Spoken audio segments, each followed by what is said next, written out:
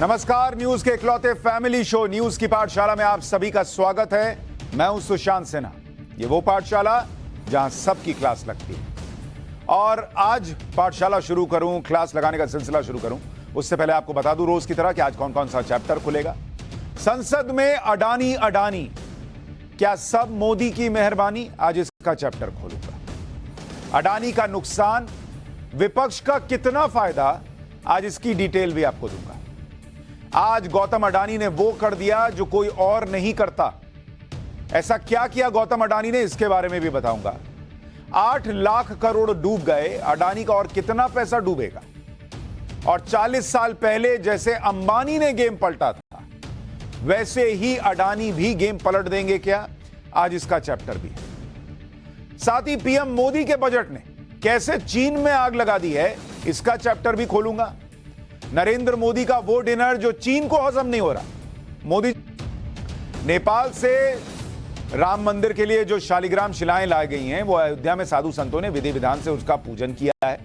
पूजा करने के बाद शालिग्राम शिला श्री राम जन्मभूमि तीर्थ क्षेत्र ट्रस्ट को सौंपी गई है। इन्हीं शिलाओं से रामलला और बाकी मूर्तियां बनेंगी। शालिग्राम शिलाएं नेपाल की पवित्र काली गंडकी नदी से निकाली गई थी और 26 जनवरी को अयोध्या के लिए रवाना हुई थी। बॉलीवुड स्टार हैं नवाजुद्दीन सिद्दीकी, उन पर उनकी पत्नी ने गंभीर आरोप लगाए। नवाज की पत्नी आलिया ने आरोप लगाया कि पिछले 1 हफ्ते से उन्हें खाना नहीं दिया जा रहा और वो अपने दोनों बच्चों के साथ हॉल में रहने के लिए मजबूर है। आलिया ने इसका वीडियो भी जारी किया। मामले में आलिया के वकील ने कोर्ट में एक एप्लीकेशन दाखिल की है, जिस पर कोर्ट ने नवाजुद्दीन सिद्दीकी को नोटिस भेजा है। दिल्ली के मुख्यमंत्री अरविंद केजरीवाल ने एक बार फिर से एलजी पर आरोप लगाए हैं। केजरीवाल ने कहा कि एलजी ने दिल्ली के शिक्षकों को फिनलैंड भेजने की फाइल को रोका है, जिसकी वजह से 1 मार्च को होने वाली ट्रेनिंग को स्थगित करना पड़ सकता है। केजरीवाल ने यह भी कहा कि आम आदमी पार्टी शिक्षा के क्षेत्र में बदलाव लाना चाहती है, लेकिन दिल्ली में एलजी की वजह से ऐसा नहीं हो पा रहा। जबकि पंजाब की आम आदमी पार्टी सरकार 36 शिक्षकों को ट्रेनिंग के लिए सिंगापुर भेज रही है। जम्मू कश्मीर में पहली बार परफ्यूम आईईडी बरामद किया गया। जम्मू कश्मीर के डीजीपी ने बताया कि नरवाल में हुए धमाके की जांच के दौरान एक आतंकी आरिफ को गिरफ्तार किया गया था। उसके पास से एक आईडी बरामद हुआ जो परफ्यूम की बोतल के अंदर रखा हुआ था। बहुत खतरनाक किस्म का आईडी था जो छूते ही ब्लास्ट हो जाता। डीजीपी ने यह भी बताया कि आतंकी आरिफ पिछले 3 साल से लश्कर के हैंडलर के साथ जुड़ा हुआ था। पाकिस्तान के पूर्व गृह मंत्री शेख रशीद को गिरफ्तार कर लिया गया है। शेख रशीद के साथ उनके भतीजे को भी अरेस्ट किया गया है। गिरफ्तारी के बाद शेख रशीद ने कहा कि उनका कसूर सिर्फ इतना है कि वो इमरान खान के साथ खड़े। शेख रशीद ने कहा कि मौजूदा सरकार के गृह मंत्री राणा सनाउल्लाह के कहने पर उनकी गिरफ्तारी हुई है। वहीं इमरान खान ने शेख रशीद की गिरफ्तारी पर सड़कों पर उतरने की धमकी दी। इमरान खान ने कहा ट्वीट करके कि जब देश दिवालिया होने की कगार पर है तो उनकी पार्टी को सड़कों पर उतरने के लिए मजबूर किया जा रहा है। गुरुग्राम से हैरान करने वाली तस्वीर आई है, जहां के सेक्टर 62 में बुधवार रात एक कार ने बाइक को टक्कर मार दी। आप तस्वीर देखिए कितनी भयावह है। बाइक पर 2 युवक सवार थे। टक्कर लगने के बाद बाइक सवार नीचे गिर गए, लेकिन बाइक को कार अपने साथ घसीटते हुए ले गई 4 किलोमीटर। 4 किलोमीटर बॉस, बाइक घिसट रही है, आग निकल रही है और ये चलता चला जा रहा है, चिंगारियां निकल रही हैं। शुक्र ये रही, गनीमत ये रही कि दोनों बाइक सवार बच गए। तो दिन भर का रिवीजन हो गया, पाठशाला की पहली क्लास, और इसमें अडानी को लेकर हो रही राजनीति का चैप्टर। संसद में अडानी अडानी होने लगा है। क्या सब नरेंद्र मोदी की मेहरबानी है? अडानी के नुकसान में विपक्ष अपना कितना फायदा देख रहा है?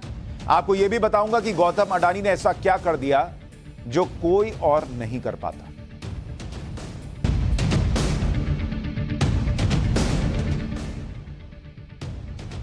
अडानी ग्रुप के बारे में आजकल आप सुन रहे होंगे, और अडानी ग्रुप को हो रहे नुकसान में विपक्ष ने अपना फायदा देख लिया।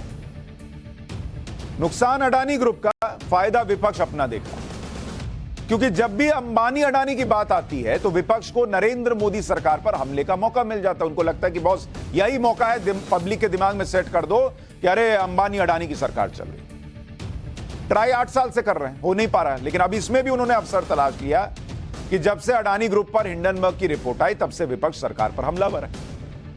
बात अब संसद तक पहुंच गई। हिंडनबर्ग की अडानी ग्रुप पर रिपोर्ट का मुद्दा आज संसद में भी उठा। विपक्षी पार्टियों ने संसद शुरू होने से पहले ही संयुक्त बैठक की। और मोदी सरकार को इस मुद्दे पर घेरने के लिए रणनीति बनाई। विपक्ष ने यह मांग रखी कि अडानी ग्रुप पर लगे आरोपों की जांच ज्वाइंट पार्लियामेंट्री कमेटी करे, यानी जेपीसी से कराइए, या सुप्रीम कोर्ट की निगरानी में अडानी की जांच कराइए। फिर जैसे ही लोकसभा और राज्यसभा की कार्रवाई शुरू हुई, विपक्षी सांसदों ने इस मुद्दे पर चर्चा की मांग को लेकर हंगामा किया और संसद नहीं चलने दी। हंगामे के बाद दोनों सदनों की कार्रवाई को स्थगित करना पड़ा। कांग्रेस के जो अभी के अध्यक्ष हैं मल्लिकार्जुन खड़गे, उन्होंने क्या कहा एक बार सुनिए, फिर आगे की बात बता दूं।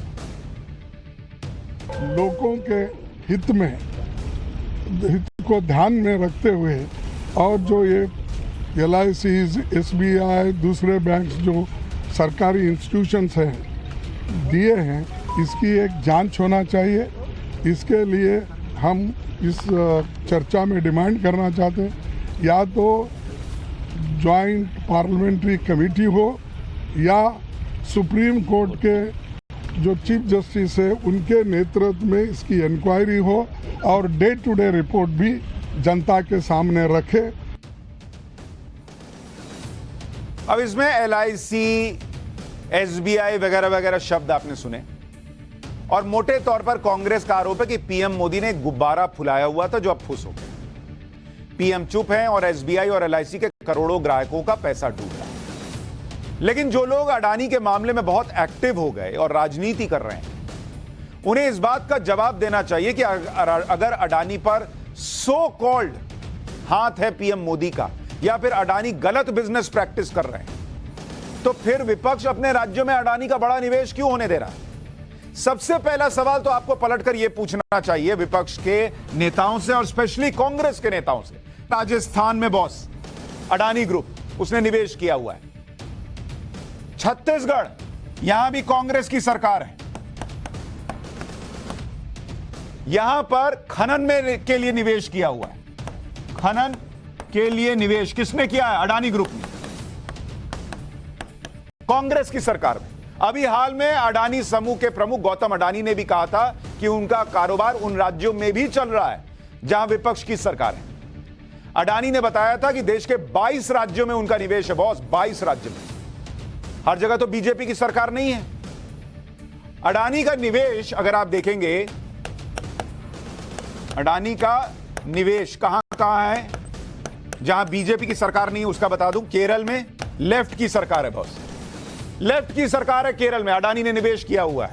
बंगाल, ममता बनर्जी की सरकार है, वहां भी अडानी की कंपनियों के प्रोजेक्ट चल रहे हैं। आंध्र प्रदेश, ओडिशा, यहां पर भी अडानी की कंपनियां काम कर रही हैं।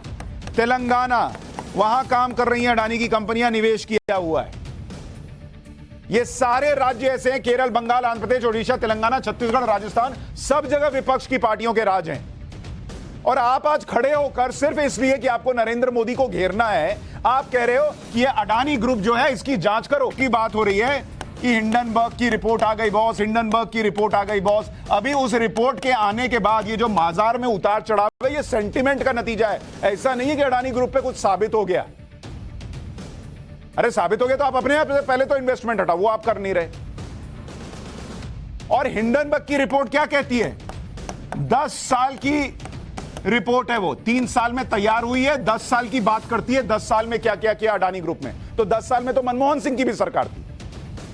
तो जो लोग आज खड़े होकर ज्ञान दे रहे हैं उनसे पूछिए मनमोहन सिंह के राज में क्या हुआ, उसका भी बताएं। इतना ही नहीं, विपक्ष का आरोप है कि अडानी के मामले में सरकार ने आंख पर पट्टी बांध ली। सब चुप है, कोई कुछ बोल नहीं रहा है, कोई कुछ कर नहीं रहा है। बहुत सच्चाई क्या है आपको पता है? आज ही आरबीआई ने बैंकों से डिटेल्स मांगी है। आरबीआई ने आज ही मांगी है, जब ये हंगामा कर रहे हैं उसके पहले ही मांग चुकी है कि अडानी ग्रुप को किस बैंक ने कितना कर्जा दिया है, जरा दिखाओ, रिपोर्ट दिखाओ। डायरेक्ट या इनडायरेक्ट तरीके से अडानी ग्रुप में किस बैंक का कितना एक्सपोजर है, दिखाओ जरा। LIC पहले ही क्लियर कर चुकी है कि मार्केट में LIC के निवेश की जो कुल वैल्यू है उसमें अडानी ग्रुप में LIC का निवेश मात्र 1% भी, मतलब 1% से भी कम है। और उसके बावजूद आप LIC, SBI वगैरह वगैरह की बात करते हो। आपको जरा सा नहीं लगता है कि आप जो ये पॉलिटिक्स कर रहे हो, कोई अपनी बेटी की शादी के लिए LIC में निवेश करके रखता है, पैसा जमा कर रहा होता है, कोई पढ़ाई के लिए करता है, कल को किसी को हार्ट अटैक आ जाए, किसी की तबीयत खराब हो जाए, आपकी बातें सुनकर के LIC का पैसा डूब गया। 1% से भी कम पैसा है एलआईसी का। मैंने आपको पाठशाला में बताया था, एक बार रिवाइज करा रहा हूं, इसको ध्यान रखिए। एलआईसी का निवेश, मार्केट में जो एलआईसी का निवेश है, कुल निवेश, मार्केट में कुल निवेश एलआईसी का कितना है? 41,66,000 करोड़, 41.66 लाख करोड़ का निवेश किया हुआ है एलआईसी ने मार्केट में। और अडानी ग्रुप में कितना निवेश किया है एलआईसी ने? मात्र 36,474 करोड़, यानी 1% से भी कम, 1% से भी कम पैसा अडानी ग्रुप में लगा हुआ है, जो उसका कुल निवेश है उसका 1% से भी कम बॉस। और आप एलआईसी कर रहे हो, क्यों? क्योंकि आपको लगता है एलआईसी में आम आदमी पैसा लगाता है, उसके मन में डर बैठ गया, उसके दिमाग में ये सेट कर दिया कि देखो तुम्हारा पैसा जो है वो नरेंद्र मोदी की वजह से जा रहा है। अरे अपनी पॉलिटिक्स में पब्लिक को तो छोड़ दो भाई। अडानी ग्रुप के कर्ज की बहुत बात होती है और इसमें भारतीय बैंकों को लेकर खतरा दिखाया जाता है, लेकिन सच्चाई क्या है यह भी आज आपको बताता हूं। खुद गौतम अडानी का दावा है कि पिछले 9 साल में, ये देखिए, और ये आपको रिपोर्ट भी मिल जाएगी, अडानी ग्रुप का लोन, जरा इसको भी देखिए, बीते 9 साल में, जिसमें नरेंद्र मोदी की सरकार रही है, भारतीय बैंकों की हिस्सेदारी, भारतीय बैंक की हिस्सेदारी, और ये कागज पर है बॉस, ऐसा नहीं कि हवा में बात हो रही है, 86% से घटकर आज की डेट में 9 साल में कितनी आ गई है आपको पता है? 32% पर आ गई है बॉस। पहले भारतीय बैंक ने जो कर्ज दिए हुए थे अडानी ग्रुप को, वो 86% पर होते थे बॉस। बीते 9 साल में कर्जा चुका चुका कर आज की डेट में वो 32% कर्ज बचा है भारतीय बैंकों का। और आप माहौल बना रहे हो कि एसबीआई का पैसा डूब रहा है अडानी के चक्कर में। और हिंडनबर्ग की एक रिपोर्ट पर आप कह रहे हो कि अडानी ग्रुप जो है उसको सारे लोग जो है वो बेईमान मान लें, जिसको बेईमानी करनी रहेगी वो कर्ज चुकाता है क्या बॉस? अडानी ग्रुप की 50% उधारी इंटरनेशनल बॉन्ड के जरिए, लेकिन ये बातें आपको कोई बताता नहीं है। कांग्रेस और विपक्ष आज अडानी पर राजनीति कर रहे हैं, लेकिन कांग्रेस और विपक्ष को याद नहीं कि ये वही अडानी हैं जिनकी तरक्की में राहुल गांधी के पिताजी राजीव गांधी का बड़ा रोल था, कांग्रेस के पूर्व प्रधानमंत्री नरसिम्हा राव का बड़ा रोल था, मनमोहन सिंह का बड़ा रोल था बॉस। अडानी ने हाल में एक इंटरव्यू में कहा था कि गौतम अडानी को बिजनेस बढ़ाने का पहला मौका राजीव गांधी के समय मिला था, जब राजीव गांधी ने एग्जिम पॉलिसी को बढ़ावा दिया था। इसमें अडानी का एक्सपोर्ट हाउस शुरू हुआ था। अगर राजीव गांधी ना होते तो अडानी के बिजनेस की शुरुआत तक नहीं हो पाती। गौतम अडानी को दूसरा बड़ा मौका 1991 में मिला, जब नरसिम्हा राव प्रधानमंत्री थे और मनमोहन सिंह वित्त मंत्री। नरसिम्हा राव और मनमोहन सिंह ने 1991 के दौर में जो आर्थिक सुधार किए थे, उन आर्थिक सुधारों का फायदा बहुत सारे लोगों के साथ गौतम अडानी को भी हुआ था। तो पूछे कोई उन लोगों से कि क्या गौतम अडानी को फायदा पहुंचा रहे थे मनमोहन सिंह, नरसिम्हा राव, राजीव गांधी? मैं चाहता हूं कि अडानी ग्रुप पे जो आरोप लगे उससे वो पूरी प्रक्रिया के तहत साफ बाहर आ जाए, लेकिन सिर्फ एक संस्था उसने कुछ कह दिया और मार्केट सेंटिमेंट बना तो शेयर के दाम गिर गए, तो कल तक जो आपके घर, भाई भारत अपना घर ही है ना, आपके अपने घर में जो लाखों करोड़ का निवेश कर रहा हुआ है, कितनों की नौकरियां चल रही हैं, देश की तरक्की में जिसका योगदान है, उस एक आदमी को, उस एक ग्रुप को आप अचानक से रातों रात विलेन बना दोगे क्योंकि वो आपकी पॉलिटिक्स को सूट करता है, और बिना कुछ साबित हुए बना दोगे। आपको पता भी नहीं कि क्या सच है और क्या गलत है, साबित हो जाए तो बनाना।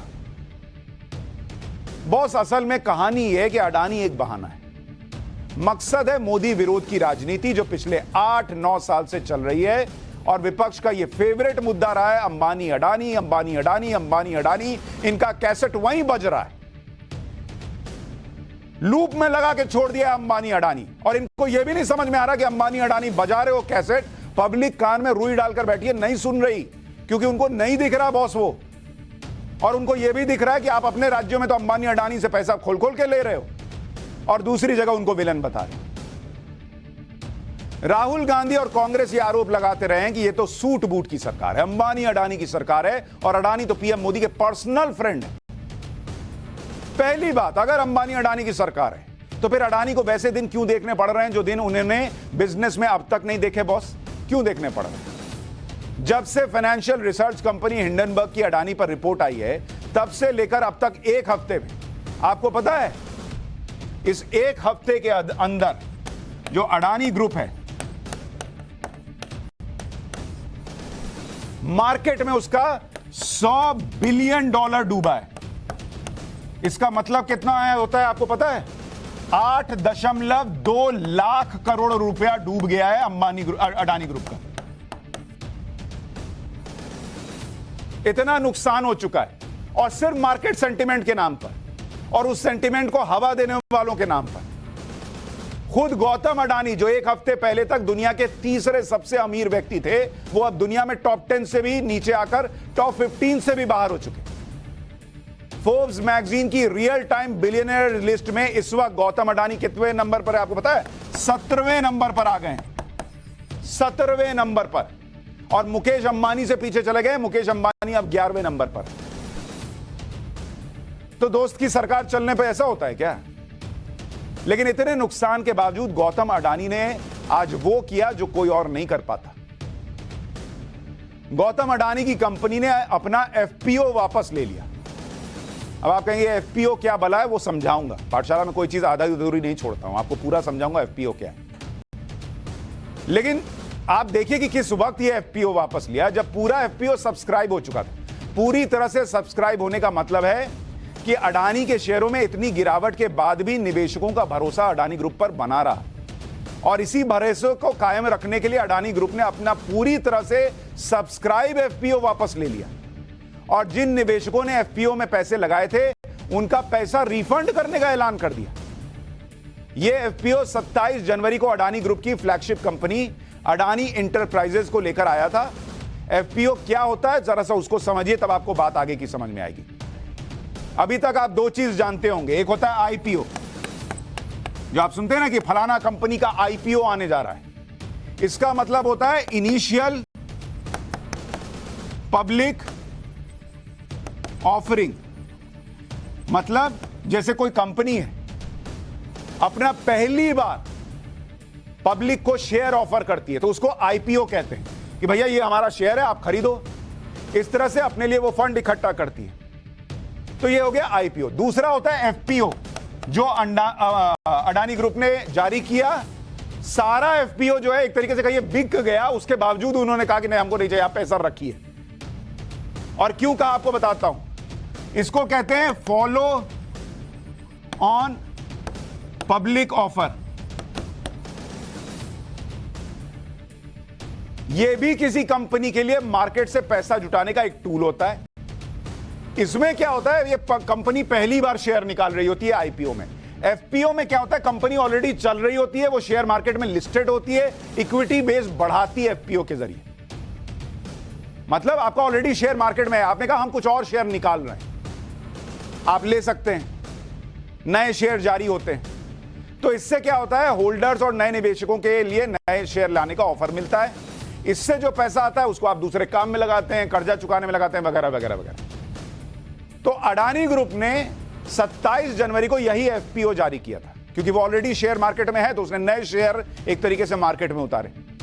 उसके जरिए अडानी ग्रुप को 20,000 करोड़ रुपए जुटाने थे। ऑफर के आखिरी दिन तक एफपीओ 1.12 गुना सब्सक्राइब हो गया था, लेकिन अडानी इंटरप्राइजेज के मार्केट में मौजूदा शेयर में बड़ी गिरावट की वजह से एफपीओ को अडानी ग्रुप ने खुद कैंसिल कर दिया कि नहीं ठीक है, अभी रहने दीजिए, अभी आप लोग शेयर मत लीजिए, ऊपर नीचे होगा, आपको नुकसान हो जाएगा। कौन करता है बॉस ऐसा? जो बेईमान होगा वो ये करता है कि आपका पैसा न डूब जाए, जबकि लोग पैसा लगा रहे हैं, सब्सक्राइब कर रहे हैं, मतलब एक तरीके से कहिए शेयर खरीद रहे हैं, फिर भी उन्होंने कहा नहीं आप रहने दीजिए, अभी मत कीजिए, जब एक बार स्टेबल हो जाएगा तब आइएगा वापस। अडानी एंटरप्राइजेस का शेयर मार्केट में इस वक्त प्राइस उसकी 1565 रुपए। एफपीओ में प्राइस कितनी थी पता है? 3200 रुपए, जस्ट डबल।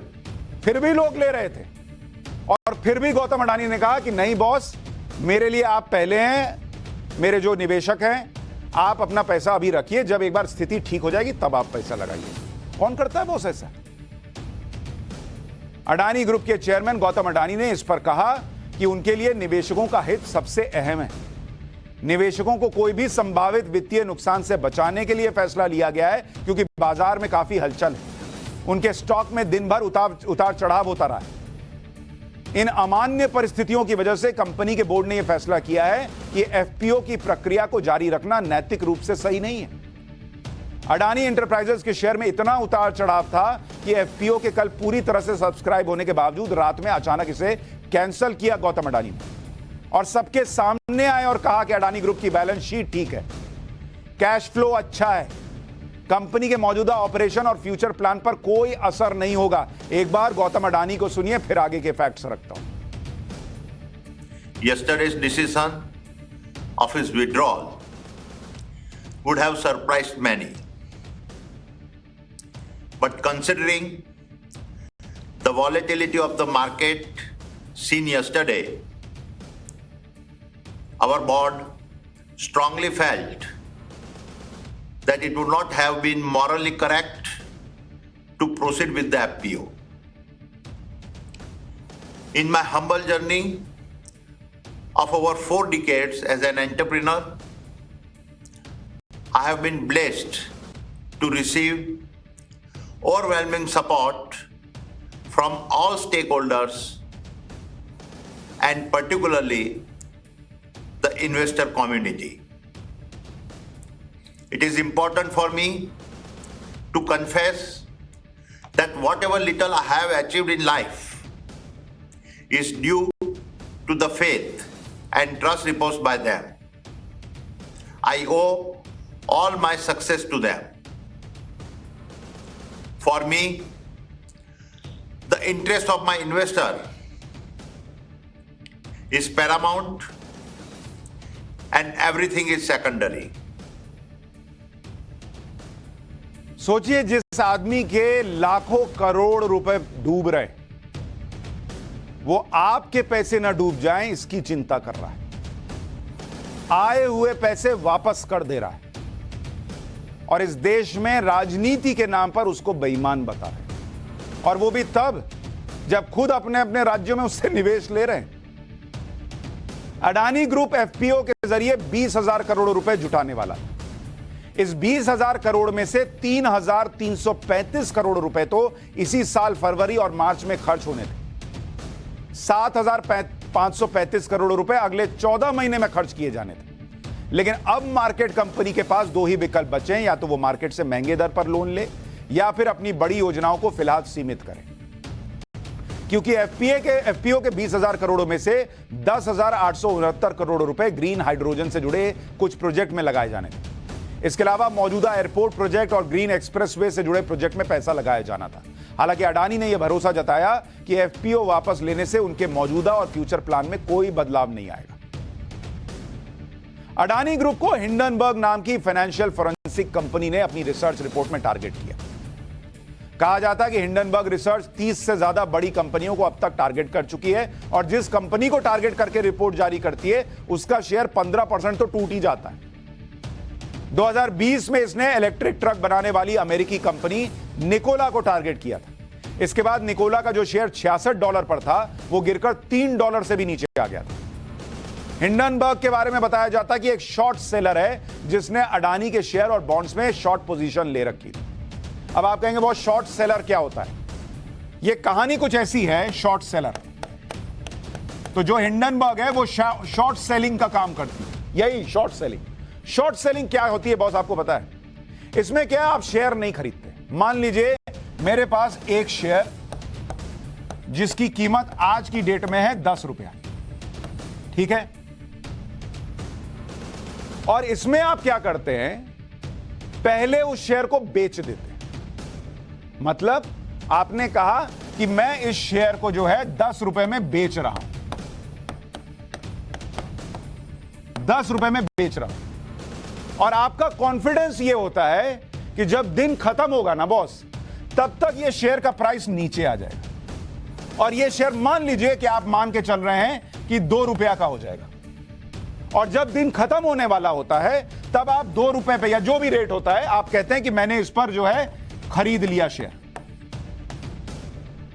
तो मोटे तौर पर हिसाब यह बैठता है कि आपने जितने शेयर खरीदे 2 रुपए में, वो आप सुबह बेच चुके थे 10 रुपए में। तो आपका फायदा कितना हुआ? 8 रुपए का। मतलब बिना कोई शेयर खरीदे आप 8 रुपए का फायदा कमा रहे हैं। यह उदाहरण दे रहा हूं, एक शेयर आप पहले बेच देते हैं और इंतजार करते हैं कि रेट गिरे और कम रेट पर आप खरीद कर बेच देते हैं, इसमें आपका फायदा होता है। लेकिन कहानी उल्टी हो जाती है अगर यही शेयर दिन खत्म होते होते मान लीजिए 15 रुपया का हो गया, तो आपको खरीदना कितने पे पड़ेगा? 15 रुपया पे। आपने बेचा कितना था? 10 रुपया। तो 15 रुपया का कोई सामान खरीद के 10 रुपया पे बेच रहे हैं तो 5 रुपए का नुकसान ना होगा बॉस? तो इसमें रिस्क रहता है, लेकिन यही रिस्क का काम कौन करता है? हिंडनबर्ग करता है। उसने क्या किया? उसने अडानी के शेयर पहले ही बेच दिए। ये जो हिंडनबर्ग है, इसने अडानी के शेयर बेचे, पहले ही बेचे, और उसके बाद जब शेयर का प्राइस नीचे चला गया तब खरीद लिया, यानी मुनाफा कमा लिया। और इसका यही काम है, गिराओ खरीदो, गिराओ खरीदो और पहले ही बेच दो। ये काम ये करता है। इसको कहते हैं शॉर्ट सेलिंग, जो शेयर मार्केट में होती है। हिंडनबर्ग का काम ही यही है। और इसीलिए सवाल उठाए जा रहे हैं कि हिंडनबर्ग की रिपोर्ट के पीछे उसका अपना एजेंडा है क्या? क्योंकि इससे सीधे सीधे हिंडनबर्ग को फायदा हो रहा है। गौतम अडानी पर जो हमले आज हो रहे हैं, ऐसे हमले उद्योगपतियों के लिए कोई नई बात नहीं। आज रिलायंस भारत के सबसे बड़े कॉर्पोरेट ग्रुप में से एक है, लेकिन एक वक्त रिलायंस ग्रुप को भी जमीन पर पटकनी देने की कोशिश हुई थी, जैसे आज अडानी ग्रुप के लिए हो रही है। रिलायंस ग्रुप को स्थापित करने वाले धीरूभाई अंबानी को भी वैसे ही हमले झेलने पड़े थे जैसा आज गौतम अडानी को झेलना पड़ रहा है। आज मैं आपको वो कहानी सुनाना चाहता हूं। जो लोग ये सोच रहे हैं कि अडानी खत्म ही हो गए, आज उनको ये कहानी सुननी चाहिए। भविष्य क्या है ये तो कोई नहीं जानता, लेकिन इतिहास तो हम जानते हैं, और इतिहास की ये कहानी अंबानी ग्रुप से जुड़ी है, अडानी ग्रुप से नहीं। ये 1982 की बात है, जब धीरूभाई अंबानी की कंपनी को भी बर्बाद करने की कोशिश हुई। साल 1982 के शुरुआत में धीरूभाई अंबानी की कंपनी रिलायंस टेक्सटाइल ने पार्शियली कन्वर्टेबल डिबेंचर्स जारी किए। पार्शियली कन्वर्टेबल डिबेंचर्स का मतलब यह हुआ, या इसलिए जारी किए गए ताकि निवेशकों से पैसे उधार लिए सके। मतलब आपका जो निवेशक है, आप उससे पैसा उधार लेते हैं, लेकिन ये इसमें करते क्या है आप? ये पैसा तय ब्याज दर और तय वक्त के लिए मिलता है। बाद में निवेशकों ने जो डिबेंचर लिए थे वो शेयर में कन्वर्ट हो जाते हैं। तो इस तरह निवेशकों को करंट मार्केट वैल्यू पर कंपनी के शेयर मिल गए। मान लीजिए आपने 100 रुपए का लोन ले रखा है और 10 डिबेंचर आपको मिल गया और वो शेयर में कन्वर्ट हो गया, और उसकी कीमत मान लीजिए एक शेयर की 10 रुपए, तो आपका 100 रुपए निकल ना गया 10 गुना 10। तो यही काम तब रिलायंस ने किया, उन्होंने डिबेंचर जारी किए। अब रिलायंस के शेयर का प्राइस जितना बढ़ता उतना ही निवेशकों से लिया रिलायंस का कर्ज कम होता जाता। तो रिलायंस ग्रुप को उम्मीद थी कि उनके शेयर के प्राइस तो हाई चल रहे हैं, तो कर्जा उतर जाएगा और जो पैसा आया उसको कहीं कहीं और लगाएंगे, निवेश करेंगे तो और कंपनी बूम करेगी। लेकिन इसी दौरान कोलकाता के कुछ प्रभावशाली ब्रोकर्स ने रिलायंस को टारगेट बना लिया। यह 1982 की घटना बता रहा हूं। मार्केट की भाषा में ऐसे लोगों को बेयर कहा जाता है। ये वो लोग होते हैं जो शेयर की कीमत गिराकर उसे दोबारा खरीदने से मुनाफा कमाते हैं, जैसा हिंडनबर्ग करता है। यही काम अंबानी के साथ 1982 में हुआ था बॉस। इसके बाद 18 मार्च 1982 का वो दिन आया जिसने भारत के स्टॉक मार्केट में हाहाकार मचा दिया। उस दिन कलकत्ता के कुछ शेयर दलालों ने रिलायंस के शेयर की शॉर्ट सेलिंग शुरू कर दी। मतलब जो काम हिंडनबर्ग कर रहा है, या हिंडनबर्ग की रिपोर्ट के बाद और ज्यादा हो रहा है, हिंडनबर्ग भी करता है, वही काम उस वक्त कुछ कलकत्ता के शेयर ब्रोकर्स ने किया कि उन्होंने पहले ही शेयर बेचने शुरू कर दिए। दलालों ने उस दिन रिलायंस टेक्सटाइल इंडस्ट्रीज के 3,50,000 के शेयर बेच दिए, जिससे रिलायंस के शेयर की कीमत 131 रुपए से 121 रुपए पे आ गई। ज्यादा कोई शेयर बिकेगा तो इसका मतलब ऐसा मार्केट में सेंटीमेंट आता है कि अच्छा लोग इसको बेच रहे हैं, पैसा निकाल रहे हैं, इसका मतलब मामला गड़बड़ है, ये तो डूब रहा है, तो लोग और पैसा डाल के बेचना शुरू, मतलब लोग और पैसा निकालना शुरू करते हैं, बेचना शुरू कर देते हैं। तो उस वक्त रिलायंस की कीमत जो एक शेयर की 131 पे थी वो 121 रुपए पे आ गई, और तब 10 रुपया बहुत होता था बॉस 1982। शेयर दलालों को लग रहा था कि अब कौन सा निवेशक गिरते हुए शेयर में पैसा लगाएगा। अच्छा, उस दिन पहले क्या होता था कि एक दिन में नहीं सेटल करना है, कुछ दिन मिलते थे, तो वो उन ब्रोकर्स को लगा कि रिलायंस का शेयर अब और गिरेगा, और जब ये शेयर बहुत कम कीमत पर आ जाएगा तो उसको खरीद लेंगे, और बेचे हाई पर थे, खरीदेंगे कम पे, मुनाफा हो जाएगा। उन्होंने ये सोचा, लेकिन Dhirubhai Ambani in short sellers का गेम प्लान समझ गए और अपना गेम प्लान उन्होंने बना लिया। इसके लिए धीरूभाई अंबानी के दोस्तों ने उनका साथ दिया, रिलायंस के शेयर उनके दोस्तों ने खरीदने शुरू कर दिए। इसका नतीजा यह हुआ कि 18 मार्च 1982 को जब मार्केट बंद हुआ तो रिलायंस के शेयर 121 से बढ़कर 125 पे चले गए। भाई लोग शेयर खरीदने लगे तो शेयर का प्राइस ऊपर जाने लगा, तो 125 पे आ गया। अगले दिन भी धीरूभाई अंबानी के दोस्तों ने रिलायंस के शेयर खरीदे। कुछ दिन तक ऐसा ही चलता रहा कि कोलकाता के ब्रोकर्स वायदा कारोबार के जरिए रिलायंस के शेयर बेच रहे थे, और उधर धीरूभाई अंबानी के दोस्त रिलायंस के शेयर खरीदते जा रहे थे। वो बेच रहे हैं, ये खरीद रहे हैं, वो बेच रहे हैं, ये खरीद रहे हैं। शॉर्ट सेलर्स ने रिलायंस के 11 लाख शेयर बेच दिए। अच्छा, उनको यह भी ध्यान रखना था कि आज नहीं कल इसको सेटल तो करना पड़ेगा।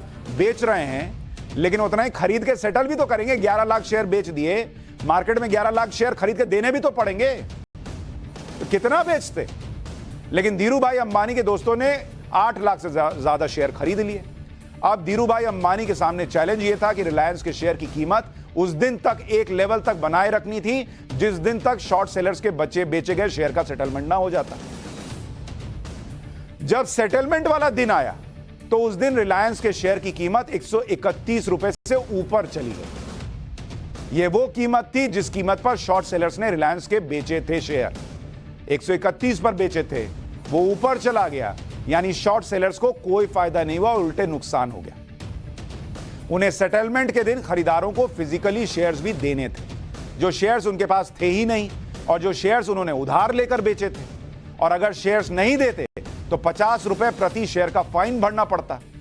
इसका मतलब यह था कि शॉर्ट सेलर्स को बहुत बड़ा नुकसान हो जाता। इसलिए इस सेटलमेंट के चक्कर में 3 दिन शेयर मार्केट बंद रहा। इसके बाद जब मार्केट खुला तो रिलायंस के शेयर की कीमत और ज्यादा बढ़ गई और ये 186 रुपए पर चला गया। तो जिस शेयर को गिराने के चक्कर में 131 पर कुछ लोगों ने खेला शुरू किया था, वो गिरा, 121 पर आया। लेकिन जब वो खेला खत्म हुआ, धीरू अंबानी ने वो खेल अपने पक्ष में किया और 131 का शेयर 186 रुपए पे चला गया। उसके बाद धीरूभाई अंबानी से किसी ने टक्कर नहीं। गौतम अडानी ने भी हाल में धीरू अंबानी के बारे में कहा था कि भारत में लाखों उभरते उद्यमी धीरूभाई अंबानी को बहुत मानते हैं। उन्होंने दिखाया कि कैसे एक सामान्य और विनम्र व्यक्ति कम संसाधनों में भी सभी रुकावटों के खिलाफ न सिर्फ लड़ सकता है बल्कि एक ग्लोबल लेवल के बिजनेस ग्रुप की स्थापना भी कर सकता है। अब सवाल यह है कि क्या अडानी भी वही कर पाएंगे जो 40 साल पहले धीरूभाई अंबानी ने किया था? क्या उनके साथ अगर गेम हो रहा है तो वो गेम करने वालों का गेम कर सकते हैं क्या? कई लोगों को लग रहा है कि अब गौतम अडानी अपनी जिंदगी का सबसे मुश्किल दौर झेल रहे हैं, लेकिन खुद गौतम अडानी बता चुके हैं कि उनके साथ 2 ऐसी घटनाएं हुई थी जिसे वो कभी याद नहीं करना चाहते। पहला किस्सा उनके अपहरण से जुड़ा हुआ है, जिसके बारे में बहुत कम लोगों को पता है। एक इंटरव्यू में गौतम अडानी ने बताया था कि 1 जनवरी 1998 को गौतम अडानी अपने करीबी शांतिलाल पटेल के साथ अहमदाबाद के कर्णावती क्लब से बाहर निकले। यह क्लब उस समय अहमदाबाद का सबसे बड़ा क्लब था। क्लब से बाहर निकलकर गौतम अडानी और शांतिलाल पटेल कार से मोहम्मदपुरा रोड की तरफ बढ़े।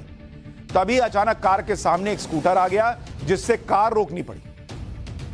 उसी समय एक वैन भी अडानी की कार के पास आकर रुकी।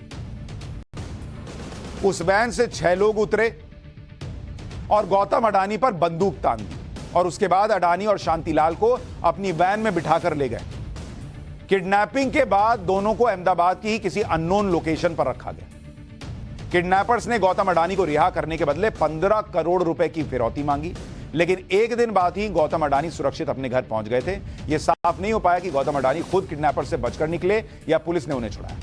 यह भी कहा जाता है कि गौतम अडानी को बचाने के लिए 5 करोड़ रुपए की फिरौती दी गई थी। गौतम अडानी के अपहरण के मामले में अहमदाबाद के सरखेज पुलिस स्टेशन में एफआईआर भी दर्ज कराई गई थी। इसके अलावा गौतम अडानी के साथ एक और घटना हुई है जिसे वो कभी याद नहीं करना चाहते।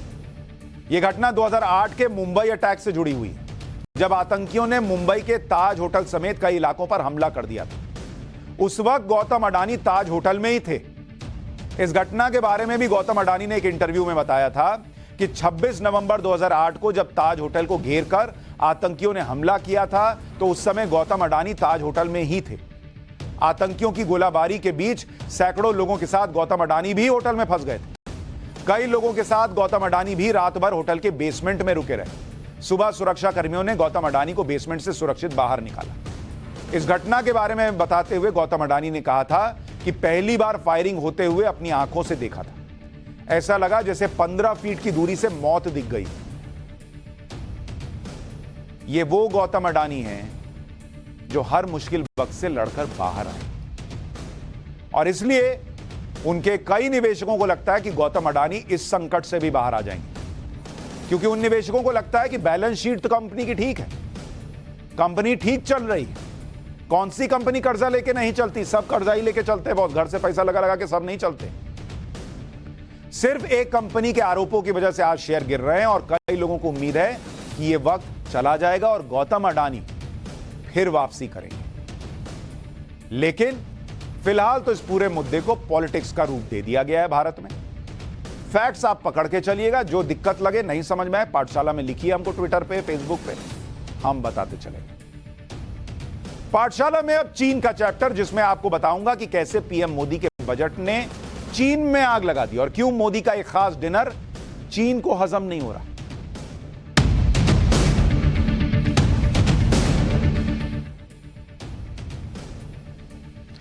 इस बार बजट में भारत ने अपना डिफेंस बजट अच्छा खासा बढ़ा दिया है। इसमें चीन कैसे परेशान हो गया है, आज आपको यह सुनना चाहिए। पहले आपको बताता हूं कि डिफेंस बजट कितना बढ़ा। अच्छा, मैं आपको पाठशाला में लगातार बता रहा हूं कि नरेंद्र मोदी जो हैं वो लगातार कोशिश करते हैं कि भारत, इसको अगर बढ़ोतरी के तौर पे देखिएगा तो 13% का अप है पिछले बार के मुकाबले डिफेंस बजट।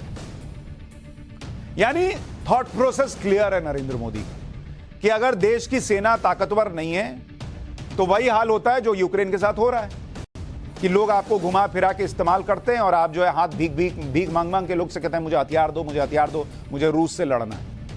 आज इंडिया बॉर्डर पे स्ट्रांग है, तभी तो भाई वो चीन वहां टिका है, तुम टिको हम भी टिकते हैं, ये वाला हिसाब चल रहा है। अच्छा, बजट इंडिया में आया, डिफेंस बजट इंडिया का बढ़ा, आग कहां लग गई? चीन में। चीन का अखबार है ग्लोबल टाइम्स, सरकारी अखबार है, इसमें एक लेख छप गया। उस लेख में क्या लिखा पता है?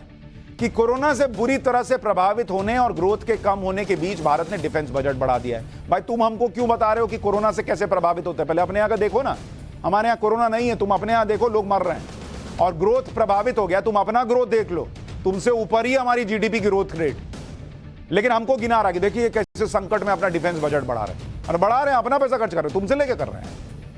चीन से टकराव के बीच भारत नए सैन्य हथियार खरीदने पर अतिरिक्त खर्च करने जा रहा है, लेकिन दूसरे देशों से हथियार खरीदने पर भी चीन के साथ सीमा के टकराव में भारत को कोई सैन्य बढ़त नहीं मिलेगी। भारत आंख पड़ेगा। अरे मामूली फर्क पड़ेगा तो तुम अपने अखबार में काहे छाप रहे हो? फिर सो जाओ, मोमो खाओ, नूडल खाओ और सो जाओ। तुम काहे परेशान हो रहे हो? अगर हम मामूली फर्क पड़ रहा है तो तुमको भी पता है कि मामूली नहीं पड़ रहा, इसीलिए तुमको फर्क पड़ रहा है। इन हथियारों की मेंटेनेंस कॉस्ट भी ज्यादा होगी और कुछ समय के लिए सैन्य क्षमता बढ़ाने के लिए हड़बड़ी में हथियार खरीदने में पैसे ज्यादा खर्च करने होंगे। तुम मेरे दोस्त, तुम हमको बता रहे हो कि पैसा ज्यादा लग रहा है, हमको नहीं समझ में आ रहा कि कितना पैसा लग रहा है। लेकिन इन शॉर्टकट से राष्ट्रीय सुरक्षा के तरीके को भारत बेहतर नहीं कर पाएगा। तुम अपना बेहतर करो ना बॉस। लेकिन इतना क्लियर हो गया ग्लोबल टाइम्स के इस आर्टिकल से कि बॉस आग तो उधर लग गई, वो टेंशन में आ गया कि इंडिया तो अभी ताकतवर दिख रहा था, ये तो और पैसा नरेंद्र मोदी ने डाल दिया खरीदने के लिए। चीन इस बात से परेशान है कि प्रधानमंत्री नरेंद्र मोदी भारत की सेना को इतना मजबूत क्यों कर रहे हैं। अच्छा, वो इस बात से भी परेशान है कि पूरी दुनिया को लगता है कि चीन को अगर कोई चुनौती दे सकता है तो वो भारत है। चीन के अखबार ग्लोबल टाइम्स में ही लिखा गया है कि दुनिया इस साल मंदी से निकल सकती है, तो इसमें भारत और चीन की बड़ी भूमिका होगी, क्योंकि अमेरिका और यूरोप में ग्रोथ नहीं है, जबकि चीन 5% की ग्रोथ से आगे बढ़ने लगा है और भारत 6.1% की ग्रोथ के साथ दुनिया की सबसे तेजी से बढ़ने वाली अर्थव्यवस्था खुद छाप भी रहा है कि भाई इंडिया जो है वो टॉप पर रहेगा। अरे तो टॉप पर है तो हमको रहने ना दो, तुम काहे परेशान होते हो। लिख रहा है कि अमेरिका भारत को चीन के खिलाफ खड़ा करने की कोशिश कर रहा है। भैया, ये पुराना इंडिया नहीं है कि किसी के कहने पर इधर उधर खड़ा हो रहा है। हम खड़े होते हैं जहां, लाइन वहीं से आजकल शुरू होती है, तो हमको कोई खड़ा नहीं कर रहा है। और कह रहा है कि अमेरिका के कहने पर भारत चल रहा है, इससे ग्लोबल रिकवरी पर असर पड़ेगा। अमेरिकी राष्ट्रपति जो बाइडेन की उम्मीद है कि सैन्य हथियार, उपकरण, सेमीकंडक्टर और आर्टिफिशियल इंटेलिजेंस में भारत के साथ पार्टनरशिप करके चीन को चुनौती दी जाएगी। चीन को चुनौती देने का प्लान नरेंद्र मोदी 2014 में सत्ता में आने के बाद से फॉलो कर रहे हैं बॉस, लगातार हो रहा है और किसी अमेरिका के कहने पे नहीं हो रहा है। चीन में इस बात की चर्चा होने लगी है कि नरेंद्र मोदी अमेरिका जाने वाले हैं और वहां जो डिनर खाएंगे वो चीन को पच नहीं रहा है। हालांकि इसका कोई अभी आधिकारिक ऐलान तो नहीं हुआ है, लेकिन कहा जा रहा है कि जून या जुलाई में प्रधानमंत्री नरेंद्र मोदी अमेरिका जा सकते हैं। अमेरिकी राष्ट्रपति जो बाइडेन ने पीएम मोदी को स्टेट विजिट का न्योता भेजा है। स्टेट विजिट मतलब कि आप हमारे यहां आइए, हमारे मेहमान बनकर आइए। अमेरिका की स्टेट विजिट पर अब तक प्रधानमंत्री नरेंद्र मोदी कभी नहीं गए। वो पीएम के तौर पर अमेरिका तब ही गए जब उन्हें किसी समिट में हिस्सा लेना था, तो वहां गए, तो वहां मिल लिए। आप मतलब जैसे क्या होता है, आपके यहां कोई रिश्तेदार पर्टिकुलरली आपके यहां आए तो कहते हैं अरे हमारे यहां है। अब वो किसी का शादी अटेंड करने आया और सोचा कि 1 घंटा आपसे भी मिल लेते हैं, उस तरह का विजिट अलग होता है। तो नरेंद्र मोदी जब गए अमेरिका, किसी ना किसी काम से गए और वहां मुलाकात हो गई। स्टेट विजिट पर अमेरिका कभी नहीं गए। प्रधानमंत्री के तौर पर नरेंद्र मोदी इससे पहले जब अमेरिका गए थे, मैं आपको याद दिला देता हूं, जब माहौल क्या है ना, घूमने जाते हैं, इसलिए लोगों को ये सब पता नहीं रहता, वो काम के बिना जाते ही नहीं है। जैसे सितंबर 2014 में पीएम मोदी के यूएस के दौरे, उसके बारे में आपको बता रहा हूं। तो 2014 में गए थे सितंबर में, तब किस में गए थे? यूएनजीए की बैठक में गए थे, यूनाइटेड नेशन जनरल असेंबली की बैठक में गए थे। और तब किससे मिले थे? ओबामा से मिले थे, तब ओबामा प्रेसिडेंट थे। तो वहां गए यूएनजीए में, तो वहां भी मिल के चले आए, हाय ओबामा, उस टाइप से। फिर गए सितंबर 2015 में अमेरिका गए, तब किस काम के लिए गए थे भाई? फिर यूएनजीए की बैठक में गए, उसमें चले गए थे। और तब गए थे सिलिकॉन वैली गए थे, जब गए थे ना, जो ज़करबर्ग से मिले थे, ज़करबर्ग को इंटरव्यू दिया था वगैरह वगैरह, वो वीडियो जो चलता है। फिर मार्च 2016 में प्राइम मिनिस्टर गए यूएस, नरेंद्र मोदी। तब किस लिए गए बॉस? वहां न्यूक्लियर सिक्योरिटी समिट था, एनएसएस, उसकी मीटिंग के लिए गए थे। फिर गए जून 2017 में गए। इस बार द्विपक्षीय दौरा था, ट्रंप से मीटिंग की थी। यह द्विपक्षीय दौरा था, लेकिन इसको स्टेट विजिट नहीं कह सकते आप। और यहां आप वो मिले थे, ट्रंप से मिले,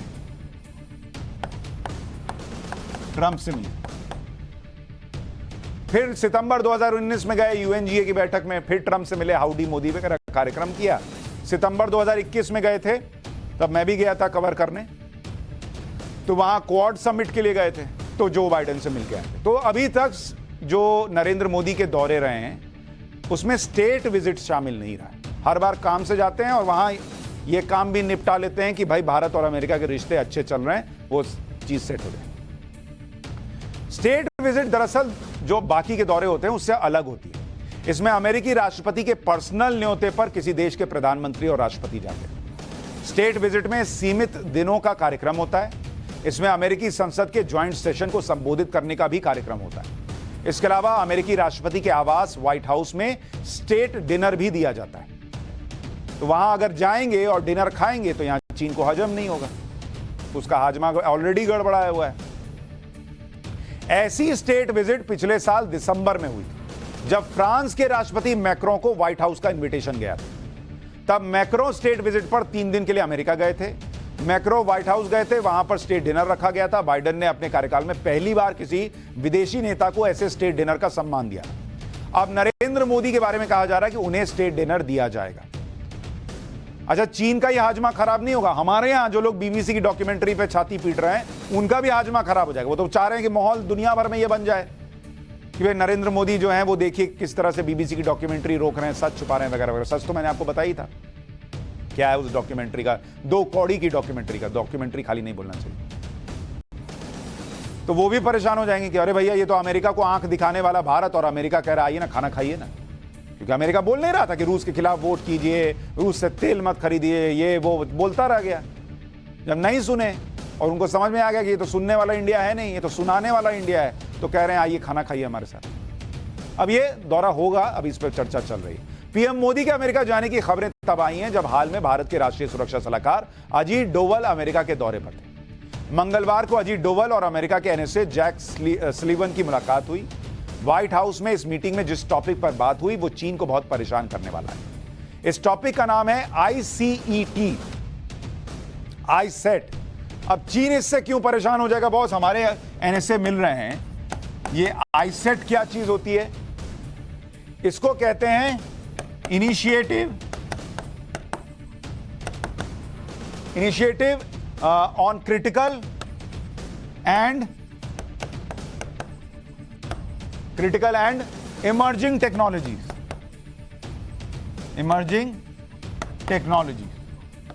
इस पर मिलकर आए हैं हमारे एनएसए अजीत डोवल। ICET के तहत क्या होगा इसको थोड़ा समझ लीजिए, क्यों चीन परेशान हो रहा है। ये दोनों देशों के बीच ऐसी टेक्नोलॉजी का एक्सचेंज होगा जो बहुत इंपॉर्टेंट है और जो भविष्य की टेक्नोलॉजी। आईसेट के तहत साल 2022 में टोक्यो में बात हुई थी, अब वही बातचीत आगे बढ़ी। आईसेट के तहत भारत और अमेरिका के बीच जिन टेक्नोलॉजी पर काम होगा उसमें artificial intelligence, quantum technologies, advanced wireless technology, high performance computing technology, semiconductor, 5G and 6G technology शामिल है। इस वक्त अमेरिका को चीन से बड़ा खतरा दिख रहा है और अमेरिका को लगता है कि चीन से वो तभी निपट सकता है जब भारत उसका साथ देगा। इसलिए भारत से अमेरिका डील करना चाहता है। असल में अमेरिका अपनी बेहद संवेदनशील टेक्नोलॉजी को चीन से दूर करना चाहता है, क्योंकि अमेरिका का यह मानना है कि चीन इस टेक्नोलॉजी का इस्तेमाल ग्लोबल सिक्योरिटी को अस्थिर करने के लिए कर सकता है। इसी वजह से अमेरिका भारत की तरफ देख रहा है। यही वजह है कि अमेरिका भारत के साथ अपनी टेक्नोलॉजी शेयरिंग को बढ़ा रहा है।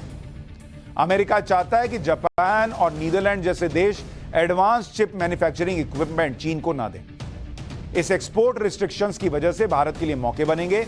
भारत अभी दुनिया का टॉप सेमीकंडक्टर प्रोड्यूसर नहीं है, लेकिन भारत ने इसकी शुरुआत कर दी है और अमेरिका इसमें भारत की मदद कर रहा है। वॉशिंगटन में दोनों देशों के बीच हुई बैठक में भी अमेरिका की सेमीकंडक्टर इंडस्ट्री एसोसिएशन और इंडिया इलेक्ट्रॉनिक सेमीकंडक्टर एसोसिएशन के जुड़े सदस्य थे।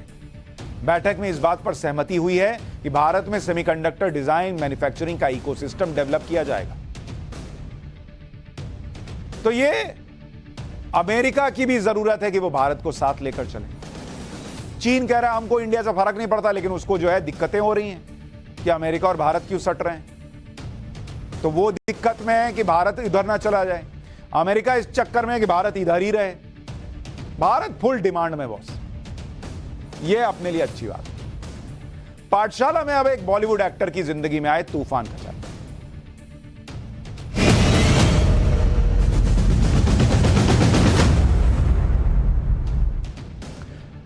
जब तक तोड़ेंगे नहीं तब तक छोड़ेंगे नहीं। इस डायलॉग को सुनने के बाद आपको एक्टर का नाम और चेहरा भी याद आ ही गया होगा। मैं बात नवाजुद्दीन सिद्दीकी की कर रहा हूं। बॉलीवुड के कुछ अच्छे अभिनेताओं में नवाजुद्दीन सिद्दीकी का नाम आता है, लेकिन आजकल नवाजुद्दीन अलग वजहों से चर्चा में। एक्टर नवाजुद्दीन सिद्दीकी पर गंभीर आरोप लगे और ये आरोप लगाए उनकी खुद की पत्नी आलिया सिद्दीकी ने। आलिया सिद्दीकी ने सोशल मीडिया पर वीडियो जारी किए हैं और इसी के जरिए नवाजुद्दीन सिद्दीकी पर आरोप लगाए गए। पहले एक बार अब जो वीडियो जारी किए गए हैं वो आपको दिखाता हूं, फिर आपको बताऊंगा कि उनकी पत्नी क्या आरोप लगा रही है और ये आरोप कितने गंभीर हैं। क्यों नहीं अलाउड है भाई? उनको बोला है ऐसा नहीं, पर क्यों अलाउड है? मेरे घर में ही मुझे क्यों नहीं अलाउड है? ठीक है, अभी तक आप लोग के बच्चे नहीं थे तब तक आप लोग ने मुझे खाने तक की प्रॉब्लम होती रही, खाना भी नहीं मिला। बट अब मेरे बच्चे आ गए तो मैं उनको मिलाऊंगी, उनके ऊपर की बंदिश है। अब वो बच्चे जल जाए गीजर से, कुछ हो जाके ठीक। पर आप बताओ, हम लोग को बोला है ठीक, किसने बोला आपको? कौन मैम? नाम को बताओ। आओ एक सेकेंड, आओ। सभा ऊपर अलाउड क्यों नहीं है? मुझे पता नहीं, ऊपर आपको कहा गया ना कि ऊपर नहीं जाना है। इस वीडियो में दिख रहा है कि आलिया सिद्दीकी, जो नवाजुद्दीन सिद्दीकी की पत्नी है, वो अपने बच्चों के साथ कहीं जाना चाह रही हैं, लेकिन उन्हें एक महिला गार्ड रोक रही है। फिर वो किचन में किसी और महिला से खुद को रोक के जाने के बारे में पूछती हैं। आलिया सिद्दीकी ने जो वीडियो जारी किया है उसमें एक हॉल दिखता है जिसमें सोफे पर उनके बच्चे बैठे हुए हैं। ऐसा लग रहा है कि सोफे को ही बेड बना रखा है। घर में सारा सामान अस्त व्यस्त दिखता है कुछ वीडियोज में। वीडियो कब का ये साफ नहीं। नवाजुद्दीन सिद्दीकी की पत्नी आलिया की तरफ से आरोप लगाए जा रहे हैं कि उन्हें घर से बेदखल करने की कोशिशें हो रही हैं और इसलिए घर में उनके साथ बुरा बर्ताव हो रहा है। एक्टर नवाजुद्दीन सिद्दीकी और उनके परिवार पर आलिया के वकील ने गंभीर आरोप लगाया। आरोप है कि एक हफ्ते से आलिया सिद्दीकी को खाना नहीं दिया गया, यह आरोप लग रहा है। यह नवाजुद्दीन सिद्दीकी के ऊपर आलिया सिद्दीकी के वकील आरोप लगा रहे हैं कि एक हफ्ते से खाना नहीं मिला है, सोने के लिए बिस्तर और नहाने के लिए बाथरूम नहीं दिया जा रहा है, कमरे में सीसीटीवी कैमरा लगवा दिया गया है, उन्हें रोकने के लिए 24 घंटे बॉडीगार्ड तैनात किए गए। आलिया सिद्दीकी ने फेसबुक पर भी अपना दर्द शेयर किया है। देख रहे हैं, सीसीटीवी कैमरा लगा, ये सब आरोप लग रहे हैं जो कि नवाजुद्दीन सिद्दीकी की पत्नी के वकील लगा रहे हैं। फेसबुक पे कहा जा रहा है कि न शांति है और न प्रिवेसी है। सारे 7 बेडरूम ससुराल वालों ने लॉक कर दिए हैं और नवाजुद्दीन सिद्दीकी से कोई संपर्क ही नहीं हो पा रहा है ताकि वो इन हालातों में उठकर स्टैंड ले। यहां तक कि वकील को भी कानूनी पेपर्स पर सिग्नेचर लेने नहीं दिया जा रहा है। क्या ससुराल वालों का अत्याचार कभी खत्म होगा? न्याय के इंतजार में। आलिया की ओर से इसकी शिकायत मुंबई की एक अदालत में भी की गई, जिसके बाद अदालत ने नवाजुद्दीन सिद्दीकी और उनके परिवार को नोटिस भेजकर आरोपों पर जवाब मांगा है। नवाजुद्दीन सिद्दीकी के परिवार का यह मामला पिछले कई दिनों से चर्चा में है। नवाज की पत्नी के आरोप लगाने से पहले नवाजुद्दीन की मां ने आलिया सिद्दीकी पर जबरन घर में घुसने का आरोप लगाया था। आलिया के वकील का आरोप है कि पुलिस नवाजुद्दीन के खिलाफ लगाए आरोपों पर कोई एक्शन नहीं ले रही है। अच्छा, ये सारे आरोप वकील लगा रहा है, इनकी सच्चाई की जांच होनी अभी बची हुई है। आलिया सिद्दीकी नवाजुद्दीन सिद्दीकी की दूसरी पत्नी। दोनों की शादी 2009 में हुई थी। शादी से पहले आलिया का नाम अंजना किशोर पांडे था, जिसके बाद उन्होंने अपना नाम बदलकर आलिया सिद्दीकी कर लिया। दोनों के 2 बच्चे भी हैं। साल 2020 में आलिया ने एक इंटरव्यू में खुलासा किया था कि वो नवाजुद्दीन सिद्दीकी से तलाक ले रही। माना जा रहा है कि नवाजुद्दीन के परिवार और आलिया के बीच प्रॉपर्टी का विवाद है। इस विवाद पर अभी तक नवाजुद्दीन सिद्दीकी का पक्ष सामने नहीं आया, लेकिन यह मामला गंभीर हो गया है और इसको लेकर चर्चा हर जगह है। नवाजुद्दीन सिद्दीकी का जो पक्ष आएगा वो भी आपके सामने रखेंगे, लेकिन पाठशाला में आप जरूर जुड़े रहिए रोज रात 8:50 पर। आज के लिए इतना ही।